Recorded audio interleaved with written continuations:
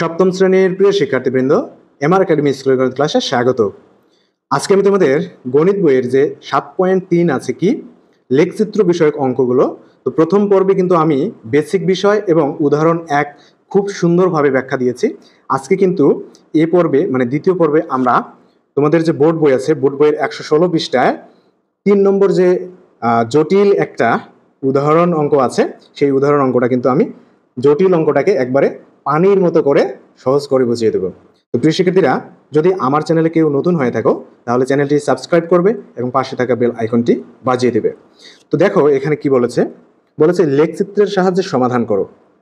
এখানে বলেছে লেখচিত্রের সাহায্যে সমাধান করো। এখানে একটা সমীকরণ দিয়েছে। তো দেখো এখানে কি আছে, 3x - 4, আর এদিকে আছে কি -x + 4। এখানে দেখো এই অংশে একটা রাশি আছে, এই অংশে একটা রাশি আছে। তো লেফট হ্যান্ড সাইড আর হচ্ছে কি রাইট হ্যান্ড সাইড।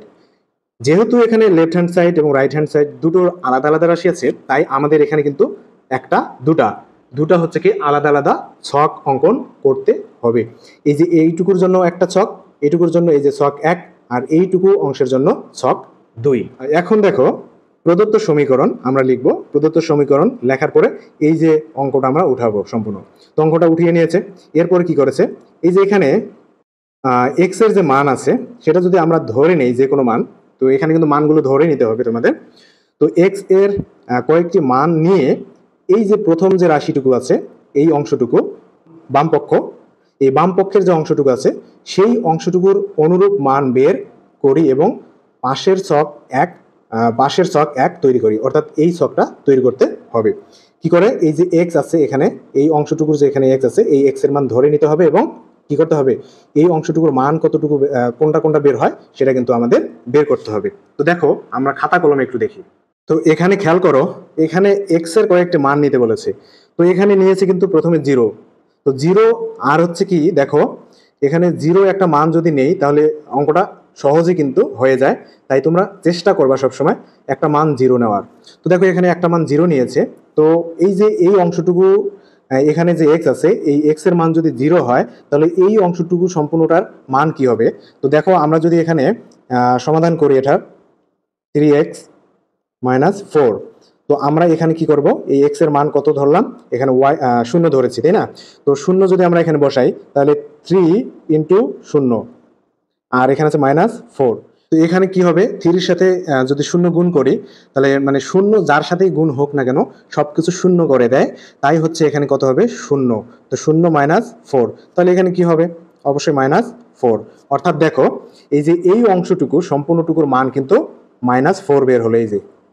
তো তাই হচ্ছে এখানে কি করেছে, 3x - 4 এর মান হলো কত, -4। এখন দেখো এই যে এখানে যেহেতু আমরা x এর মান 0 ধরেছি তাই x এর মান 0, আর 3x - 4 এই অংশটুকুর মান হবে কি -4। তো তোমরা কিন্তু এই x কে সামনে রাখবা এবং 3x - 4 এই রাশিটুকু কিন্তু x এর পরে রাখবা, এবং এই x এবং এই অংশটুকু মানে এটা x এবং এটা কিন্তু y ধরতে হবে। এই দুটো মিলে কিন্তু একটা বিন্দু তৈরি হয়েছে, ঠিক আছে। তো এই বিন্দুটা কি হবে, এই যে x হচ্ছে কি 0 এবং কমা দিয়ে y হচ্ছে কি বা এই অংশটুকু হচ্ছে কি -4। এখন যদি আমরা 2 নেই x এর মান, এই যে x এর মান যদি 2 নেই আর এখানে যদি x এর মানটা বসিয়ে দেই তাহলে কি হবে দেখো। তো দেখো 3x - 4, তো এখানে যদি আমরা হচ্ছে কি 3 রাখি আর 2 এর মানে x এর মান কত নিয়েছে, 2 নিয়েছে, 2 নিলাম আর এখান থেকে বিয়োগ 4। তো 3 দুগুণে কত হবে 6 - 4, আর 6 থেকে 4 গেলে থাকবে হচ্ছে 2। তো 2 নিলে x এর মান যদি আমরা 2 নেই তাহলে এই সম্পূর্ণটার মান কিন্তু হবে 2, এই যে এখানে হচ্ছে 2। তো এই দুটো মিলে একটা বিন্দু হয়েছে, সেই বিন্দুটা হচ্ছে কি এই যে 2, 2, ঠিক আছে। এই যে x, এই যে 3x - 4, এই যে এইটুকুর মান। এরপর হচ্ছে 4 নিয়েছে অনুরূপভাবে কিন্তু এখানে দেখো যদি আমরা 4 নেই তাহলে কি হবে, এইটুকুর মান হবে কিন্তু 8 এবং দুটো মিলে একটা বিন্দু হয়েছে 4, 8। তো এটা গেল কিন্তু আমাদের ছক 1। এই যে এই অংশটুকুর কিন্তু এইটুকুর জন্য আমরা কিন্তু ছক 1 তৈরি করলাম। এখন এইটুকুর জন্য কিন্তু আর একটা ছক তৈরি করতে হবে। তো এখানে যে বিষয়গুলো লিখতে হবে সেটা হচ্ছে কি, অতএব 3x-4 এর লেখের উপর তিনটি বিন্দু, অর্থাৎ এই যে 1 2 3, এই যে তিনটি বিন্দু কি কি, 0, -4, এখানে কিন্তু এটা হচ্ছে কি, এটা হচ্ছে x এর মান, এটা কিন্তু y এর মান। তো এই যে 0 এটা হচ্ছে x এর মান এবং -4 এটা কিন্তু y এর মান। এই প্রথমটাকে আমরা ভুজ বলি, আর দ্বিতীয়টাকে, পরেরটাকে বা y এর মানটাকে আমরা কোটি বলি, এটা মনে রাখবা। তো দেখো এখানে হচ্ছে কি x এর মান, y এর মান, এই তিনটি বিন্দু নেই। আবার x এর কয়েকটি মান নিয়ে এখন এই যে এই অংশটুকু যে আছে, এই রাশিটুকু, ঠিক আছে, এর এখানে যে x আছে, x এর কয়েকটি মান ধরে আমরা চিত্র বা ছক 2 অঙ্কন করব। তার জন্য কি বলেছে দেখো, x এর কয়েকটি মান নিয়ে -x+4 এর অনুরূপ মান বের করি, অর্থাৎ x এর মান যদি আমরা ধরে নিই যে কোনো একটা যদি ধরি, তাহলে এই সম্পূর্ণটুকুর মান কতটুকু বের হবে সেটাই বলছে, যে অনুরূপ মান বের করি এবং পাশের ছক 2 তৈরি করি। তো এখানে পাশের ছকটা অনুরূপভাবে দেখো, x এর মান যদি 0 ধরি, এখানে 0 যদি ধরি, তাহলে -0 থেকে যদি +4 যোগ করি তাহলে কি হবে, +4 হবে, এবং এই দুটো মিলে কিন্তু কি হবে, একটা বিন্দু হবে। অর্থাৎ এখানে x এর মান 0 আর y এর মান বা এই যে এইটুকুর, এই রাশিটুকুর মান হলো 4, তাই না? তো এখন হচ্ছে কি, এই দুটো মিলে হচ্ছে একটা বিন্দু, এই যে এটা। এরপরে হচ্ছে কি, x এর মান যদি 2 ধরি, তাহলে এখানে x এর মান 2 ধরলে কি হবে, এখানে হচ্ছে কি মাইনাস আছে, -2 হবে, -2 থেকে যদি +4 বিয়োগ দেই তাহলে কি হবে, +2 হবে। তো এই যে এভাবে 4 ধরেছে, এখানে 0 হবে, তারপরে এই দুটো মিলে হচ্ছে কি একটা বিন্দু। তো এটা হচ্ছে কি x এর মান, এটা y এর মান ধরতে হবে, এটা ভুজ, এটা কোটি।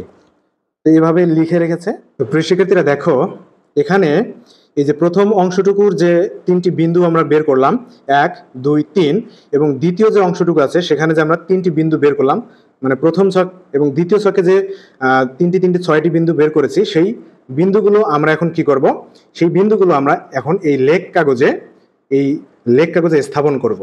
তো বিন্দুগুলো যদি আমরা স্থাপন করি এই গ্রাফ কাগজে বা লেখ কাগজে, তাহলে কি হবে, প্রথমত আমাদের যে কাজটা করতে হবে, আমরা যে ছক 1-এ যে তিনটি বিন্দু নির্ণয় করেছিলাম, সেই তিনটি বিন্দু আমরা প্রথমে ছক কাগজে স্থাপন করব। তার জন্য আমাদের কি করতে হবে, এই যে এখানে হচ্ছে কি, দুই দিকে ভূমি বরাবর একটা সরল রেখা এবং লম্ব বরাবর একটা সরল রেখা, যে সরল রেখা দুটি পরস্পরকে ছেদ করেছে ও বিন্দুতে, এটা হচ্ছে মূল বিন্দু, যার মান হচ্ছে 0। তো এইরকম দুটো সরলরেখা অঙ্কন করে নিতে হবে।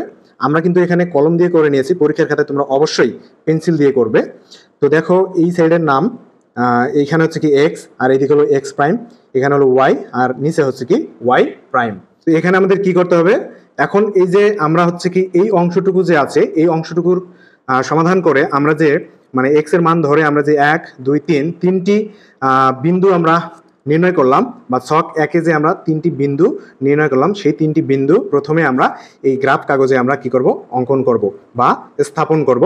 এবং এই যে দ্বিতীয় অংশে দেখো -x+4, এই অংশটুকুর যে তিনটি বিন্দু আমরা বের করলাম x এর মান ধরে, এই যে 1 2 3, এই তিনটি বিন্দু আমরা তার পরবর্তীতে কি করব, ছক কাগজে স্থাপন করব। তো আমরা হচ্ছে প্রথম যে ছক 1-এর যে বিন্দু তিনটি সেটা স্থাপন করব। দেখো এখানে কি আছে, প্রথমে আছে x এর মান 0, y এর মান আছে কত, -4।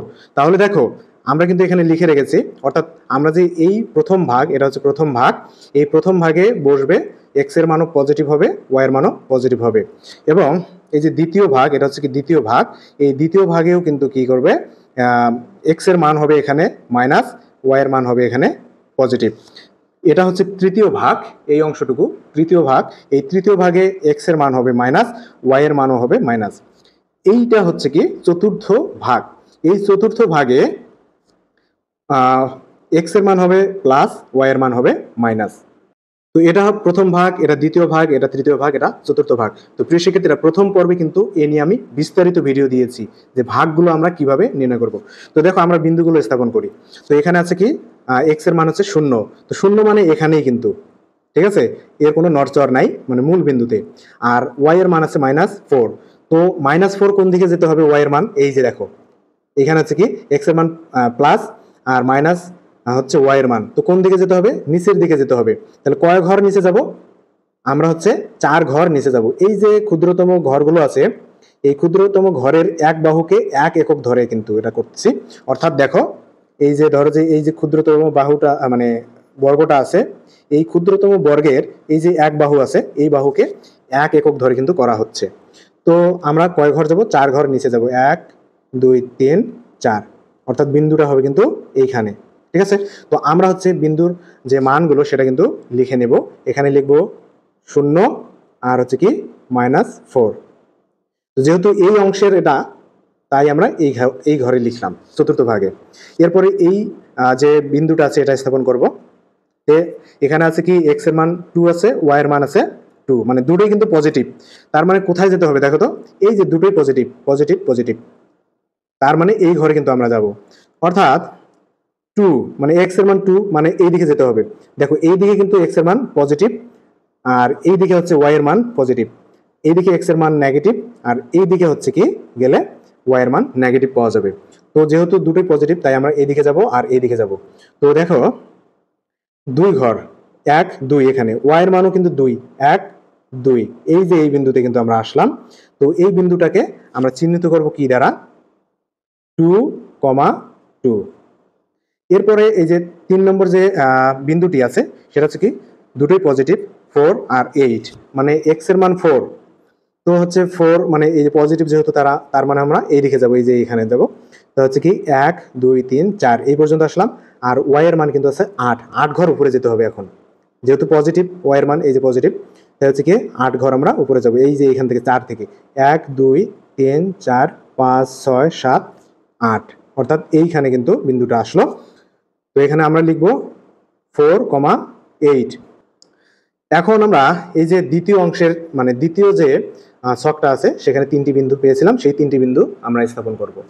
তো দেখো, তো এখানে প্রথম বিন্দু আছে কি 0 আর 4, দুটোই পজিটিভ, মানে এই ঘরে আসবে বিন্দুটা। তো x এর মান 0, y এর মান কিন্তু +4। তো x এর মান 0 মানে এখানেই থাকবে, আর y এর মান +4, মানে 4 ঘর উপরে যেতে হবে। তো এই ঘর বেয়ে আমরা, মানে এই লাইন বেয়ে কিন্তু আমরা উপরে যাব 4 ঘর, 1 2 3 4, অর্থাৎ এই যে এইখানে। তো এটা হচ্ছে আমরা লিখে নিব বিন্দুটার মান। এখানে লিখবো হচ্ছে কি 0, 4।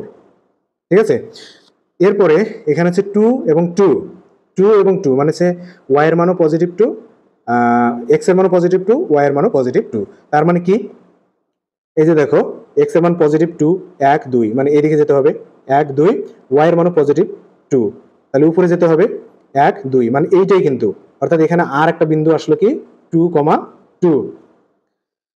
এরপরে দেখো আছে 4 আর 0, x এর মান 4, y এর মান 0। তো 4 মানে হচ্ছে কি পজিটিভ 4, তার মানে এই দিকে যেতে হবে আমাদের, এই দিকে।